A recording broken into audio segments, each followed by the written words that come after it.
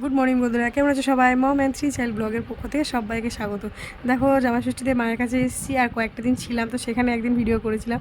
আর মায়ের এখন বাগানটা দেখো পুরো সবুজে সবুজ, কত রকমের শাক গাছ হয়েছে, 4-5 রকমের শাক গাছ রয়েছে। আর ওদিকে আমাদের বাগানে পেয়ারাও দিয়েছে আমার কাকা।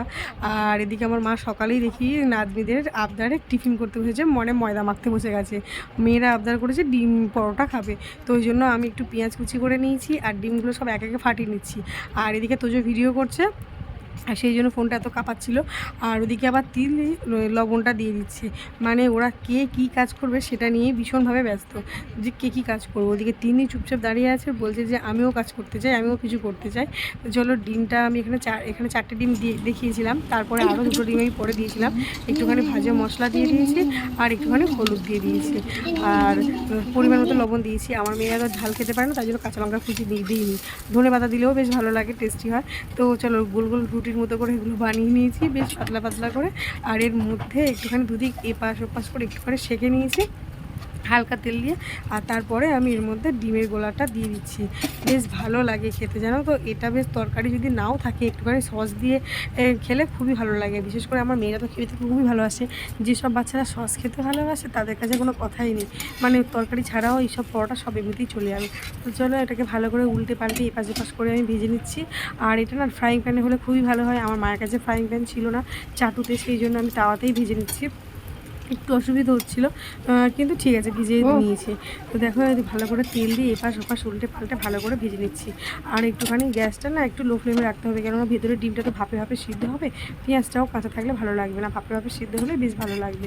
চলো, একটা হয়ে গেছে, এই দেখো কী সুন্দর কালার এসে দেখো, আর ডিমটা আমার ভেতরে সুন্দরভাবে হয়ে গেছে। আর দেখলেই এত সুন্দর খেতে লাগে, মনে হয় যেন এক্ষুনি খেয়ে নিই। তো চলো, ওদের জন্য বানানো হয়ে গেছে কতগুলো, তো ওদেরকে আগে খেতে দিই, তারপর আবার বাকিগুলো এসে ভেজে নেবো। ওরা ঘরের মধ্যে সবাই বসে আছে, এই দেখো 3জনে বসে আছে। 3জনে এতক্ষণ ঝগড়া আর মারামারি করছিল। দেখো, দুজন বসে পড়েছে, আর এদিকে তোজো রাগ করে শুয়ে আছে, বলছে আমি খাবো না। তো ওকে আবার ভালো করে আদর করে বসালাম, তারপরেও খেয়ে নিচ্ছে।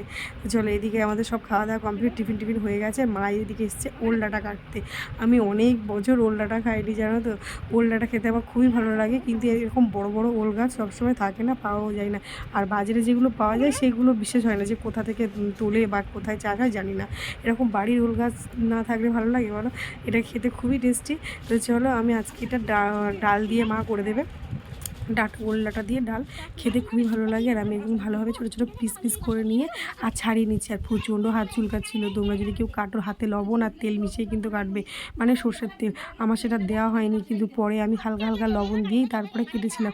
প্রচণ্ড হাত চুলকাচ্ছিল, মানে অনেকক্ষণ ধরে হাত চুলকাচ্ছে। তো চলো, এগুলো একদম সরু সরু করে কেটে নিয়েছি। এদিকে দেখো মাছগুলো বের করে নিয়ে লবণ হলুদ মিশিয়ে নিচ্ছি। ডালটাও সিদ্ধ হয়ে গেছে। আর এদিকে মা ডাঁটাগুলো ভালো করে ধুয়ে নিয়ে আর ফুটন্ত জলের মধ্যে দিয়ে ভাপিয়ে নিচ্ছে, না হলে গাল চুলকাবে, ওই জন্য। তো চলো, মাছগুলো ভাজা হয়ে যাক, ভাজা করে নেবো। এদিকে দেখো দুটো সিদ্ধ হয়ে গেছে, জলটা ঝরিয়ে নিয়ে আর ডালের মধ্যে দিয়ে দিয়েছে। আর এদিকে আমি মোচার তরকারিটা বানানোর জন্য চিংড়ি দিয়ে করব, তো সেই জন্য আবার কড়াই বসিয়ে দিয়েছি, তেল গরম হচ্ছে, চিংড়িটা ভেজে নেবো। আর এদিকে মা ডালটা আবার সোমবার দেওয়ার জন্য, মানে ফোড়ন দেওয়ার জন্য ফোড়ন দিয়ে দিল, সাদলাবে ডালটা। তো যার জন্য জিরে, তেজপাতা, শুকনো লঙ্কা ফোড়নে দিয়ে দিল, পেঁয়াজ, আদা রসুন সবই দেবে ডালের মধ্যে, তো যাতে এটা টেস্টি হয় ভীষণ। মানে ওল গাছ বলে এমনিতে বুনো গাছ, তো সেটা খেতে গেলে একটুখানি ভালোভাবে না খেলে হয় না। তো খুবই খেতে ভালো হয়েছিল ডালটা, ছোটোবেলায় এরকম অনেক খেতাম। তো এরপরে একদিন ওল ডাঁটা দিয়ে চিংড়ি বানাবো, সেটাও তোমাদের সঙ্গে পরে শেয়ার করব। আর এদিকে দেখো চিংড়িটা আমার ভাজা হয়ে গেছে, ওটা দেখানো হয়নি। তো এর মধ্যে আমি আবার ওই তেলের মধ্যে ফোড়ন দিয়ে দিয়েছি, আর ওখানেও পেঁয়াজ দিয়ে ভাজা ভাজা করে নেবো নিয়ে। আর আগে থেকেই আমার মোচাটা সিদ্ধ করে রাখা ছিল আগে থেকেই, তো সেটা দেখানো হয়নি। এই দেখো চিংড়িগুলো ভেজে নিয়েছে। আর এতগুলো চিংড়ি নিয়েছি তার কারণ হচ্ছে আমার মেয়েরা চিংড়ি খেতে ভালোবাসে, ওরা মোচা খাবে না কিন্তু চিংড়িটা খেতে ভালোবাসে। আর এদিকে দেখো এর মধ্যে এই পেঁয়াজটাও ভাজা হয়ে গেছে, একটু রসুন বাটা দিয়ে দিয়েছি, আদা বাটা দিয়ে দিলাম, ব্যাস এটা এগুলো এটুকু দিলেই হয়ে যাবে, বেশ টেস্টিও হবে ডালটা। আর ওদিকে ওটার পেঁয়াজ টিয়াজ মশলাটা এটা কষানো হচ্ছে, দুটো করে একসঙ্গে বসিয়ে দিয়েছি, অনেকটাই গরমও হচ্ছে আর দেরিও হয়ে গেছে, ওই জন্য। আর হলুদ গুঁড়ো দিয়ে দিয়েছি আর হালকা টমেটো, মানে এগুলো দিলেই টেস্টটা খুব সুন্দর হয়, খেতে ভালোও লাগে। মার কাছে আসলে অনেক রকমের রান্নাও খাওয়া যায়।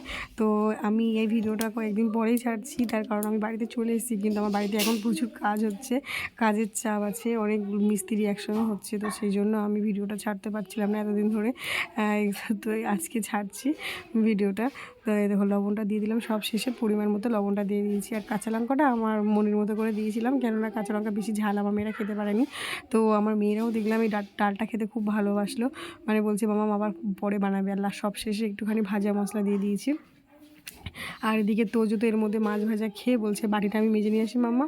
তো ওকে চলে গেল কলে, বাটি মাছ দিয়ে গেলো। এদিকে ডালটা হচ্ছে, আর ওটার মধ্যে আমি আবার আদা বাটা, টমেটো কুচি, রসুন বাটাটা আগেই দিয়ে দিয়েছিলাম। তো এইগুলো মশলাটা বানিয়ে নিচ্ছি, বানিয়ে নিয়ে এর মধ্যে আবার মোচাটা দিয়ে দেবো, দিয়ে ওটা আবার আস্তে আস্তে রান্না হবে। এরপরে আবার মাছের তরকারিটা করব, মানে কাতলা মাছটা দই দিয়ে বানাবো। তো সব রকম একসঙ্গে রান্না হচ্ছে। আর মায়ের কাছে আছি, আজকে চলে যাব, মনটা খুব খারাপ লাগছে। তো সেই জন্য আর বেশ ভিডিওটা বেশ বড় করিনি। তো চলো আজকে রান্নাবান্না এগুলোই হচ্ছে, দেখো তোমরা ভিডিওটা দেখতে থাকো। আর আমার চ্যানেলে নতুন সদস্য হলে আমার চ্যানেলটাকে সাবস্ক্রাইব করে পাশে থেকো প্লিজ, একটা লাইক করে দিও, আমার ভালো লাগবে। চলো এর মধ্যে ভাজা চিংড়িগুলো দিয়ে দিয়েছি, আর পরিমাণ মতো হালকা লবণ দিয়ে এবার এটা হালকা একটুখানি গরম জল দেবো, দিয়ে এটা হতে থাকবে। তারপর আবার ঢাকা চাপা দিয়ে করতে করতে হয়ে যাবে। তো চলো ভিডিওটা তোমরা দেখতে থাকো। এই দেখো একটুখানি গরম মশলা শিলে বেটে নিয়েছিলাম। তো বাটা গরম মশলার টেস্টটা আবার সেন্টটা খুব সুন্দর হয় গুঁড়ো গরম মশলা থেকে। তো এই বাটা মশলাটাই দিয়ে দিচ্ছি। এরকম মোচার তরকারিটা রান্না হয়ে গেছে, আর একটু শুকনো শুকনো করে রান্নিয়েছিলাম। আর এর মধ্যে এবার আমি মাছের তরকারিটা বসিয়ে দিচ্ছি, দই কাতলা করব। মাছগুলো তো ভাজাই আছে, দই দিয়ে দই কাতলা করে নেব। তো চলো রান্নাটা হয়ে যাক। আগের দিন রেসিপিটা দেখিয়েছিলাম জামা ষষ্ঠী দিয়ে, আজকে আর দেখার দরকার নেই। এই দেখো দই কাতলাটা বানিয়ে নিয়েছি কষা কষা করে, এদিকে ডালটাও বানিয়ে নেওয়া হয়েছে, আর এদিকে তো মোচার তরকারিটা রয়েছে। চলো এবার মেয়েদের খেতে দিয়ে দিই। আর তিনজন তো চিংড়িগুলো দেখে খুবই লাফাচ্ছে, কারণ ওরা চিংড়ি খেতে খুবই ভালোবাসে। এই দেখো তিনজন বসে পড়েছে, আর ওরা নিমন্ত্রণ থালায় ভাত খেতে খুব ভালোবাসে, মানে এই প্লাস্টিকের থালাগুলোতে খেতে ওরা খুব ভালোবাসে, বলে যে নিমন্ত্রণ খাচ্ছি। তো ওই জন্য ওদের পছন্দের খাবার দিয়ে দিলাম। আর আজকে এই ভিডিওটা এই পর্যন্ত, আমি বিকালে বাড়ি চলে যাব। তো সবাই খুব খুব ভালো থেকো, আর আমার ভিডিওটা ভালো লাগলে একটা লাইক করো। সবাই খুব খুব ভালো থেকো, দেখা হচ্ছে নতুন একটা ভিডিওতে। ততক্ষণ সবাই খুব খুব ভালো থেকো। আজকে বাটি